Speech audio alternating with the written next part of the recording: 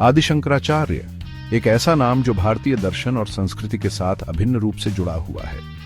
उनका जन्म 8वीं शताब्दी में केरल में हुआ था। बालक शंकर असाधारण थे। उनकी बुद्धिमत्ता और ज्ञान की पिपासा अद्भुत थी।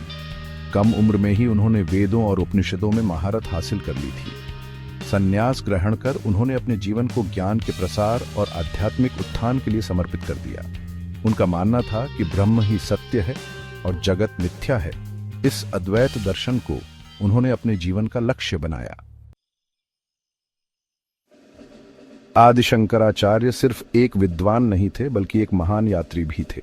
उन्होंने समस्त भारत का भ्रमण किया और लोगों को अद्वैत वेदांत का ज्ञान दिया। उनकी यह यात्रा दिग्विजय यात्रा के नाम से प्रसिद्ध हुई। इस यात्रा के दौरान उन्होंने चारों दिशाओं में 4 मठों की स्थापना की। इन मठों का उद्देश्य था वेदांत दर्शन का प्रचार प्रसार और भारतीय संस्कृति की एकता को मजबूत बनाना। बद्रीनाथ से लेकर रामेश्वरम तक उन्होंने हर जगह अपने ज्ञान का प्रकाश फैलाया। आदि शंकराचार्य ने अद्वैत वेदांत का प्रचार किया।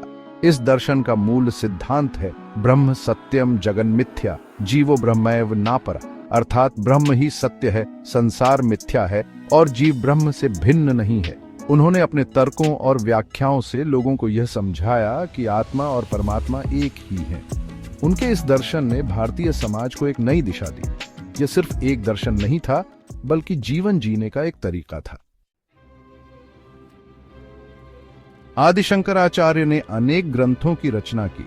उनकी रचनाएं भारतीय दर्शन का महत्वपूर्ण हिस्सा है। ब्रह्म सूत्र पर उनकी भाष्य, उपनिषदों पर उनकी टीका, विवेक चूड़ामणि, भज गोविंदम जैसी रचनाएं आज भी उतनी ही प्रासंगिक हैं।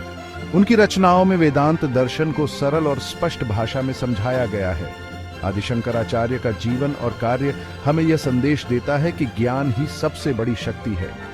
उनकी शिक्षाएं आज भी हमें प्रेरित करती हैं और भारतीय संस्कृति को समृद्ध बनाती हैं।